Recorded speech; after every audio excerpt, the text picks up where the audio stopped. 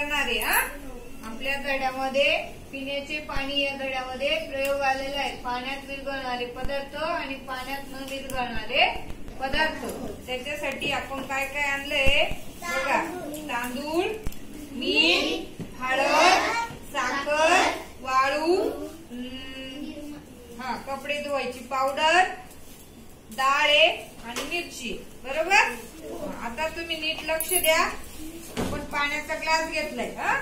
आता मी आधी टाकते मीठ. काय टाकते? मीठ. तुम्ही लक्ष द्यायचं. मीठ पाण्यात विरघळतं का नाही?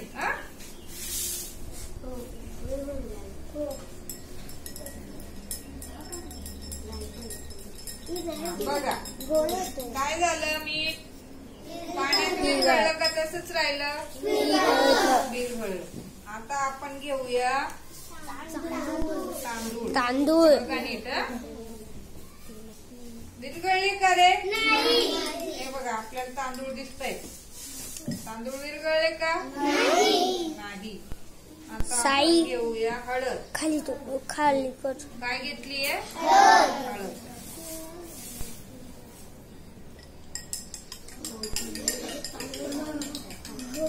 पाणी कसं झालं आपलं? पिवळं. म्हणजे हळद विरघळली का?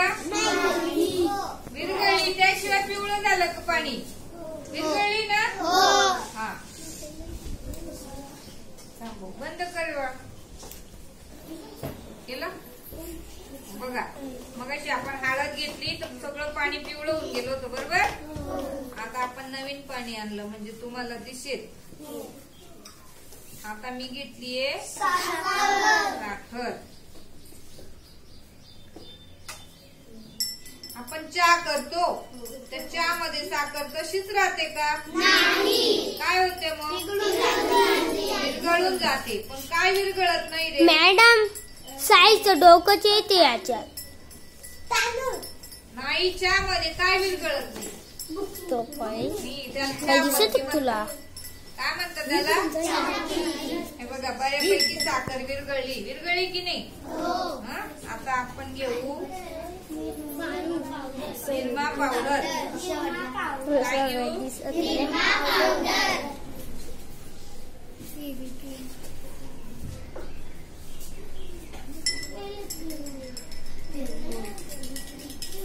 काय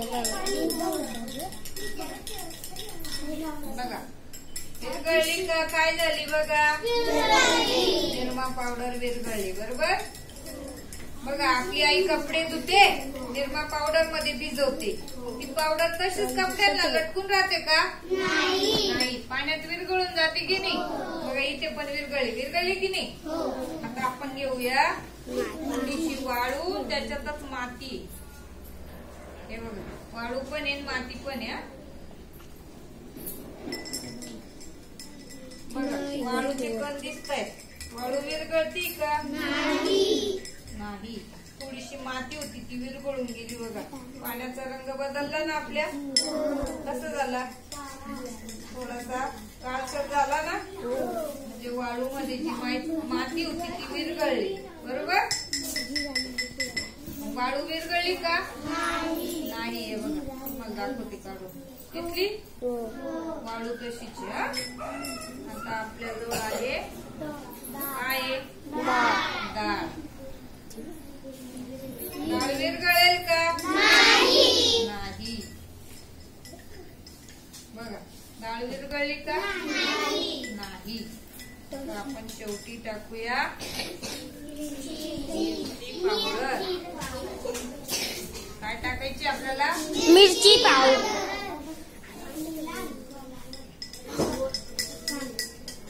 रंग बदलला ना. आपण हळद टाकल्यावर कसं झालं होता?